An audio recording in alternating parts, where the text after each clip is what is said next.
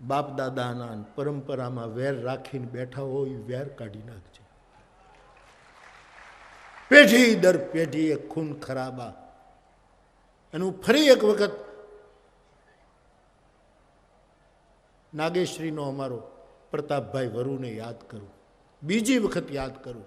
આ ડાયરાને પ્રેરણા એણે મને કીધું, બાપુ કે વેર લેવું એ અમારો ધર્મ છે.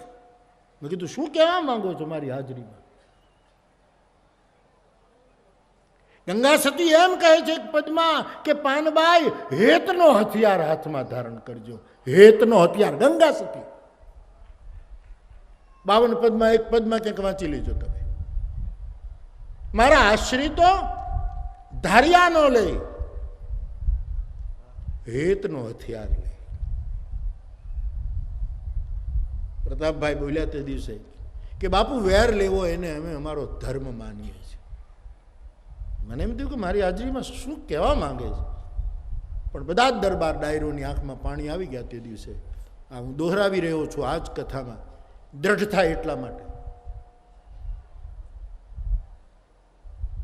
અને એમ કીધું કે બાપુ આ કથા શું કામ કરે, સત્સંગ શું કામ કરે, ઘરમાં સાહિત્ય હોય તો શું કામ કરે, આ સારો સંગ શું કામ કરે, એનું કે આમ વેર લેવા જઈએ ને કે રામકથાની પોથી આડી આવે.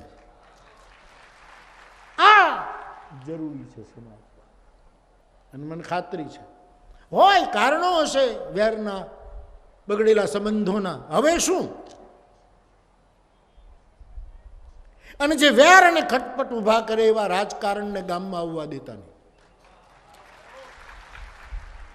રાજનીતિ એની જગ્યાએ છે, લોકશાહીમાં હોવું જોઈએ એ જે હોય તે બધું, પણ આપણને તોડી નાખે, આપણને જુદા જુદા કરી નાખે. આપણને ગામડું એટલે પંખીના માળા જેવું. હરિજનને ઘરે કોઈ ગુજરી જાય ને અને શબ ઘરમાં હોય તો ગામ વાળું નહોતું કરતું. આ એકતા હતી ગામડાની.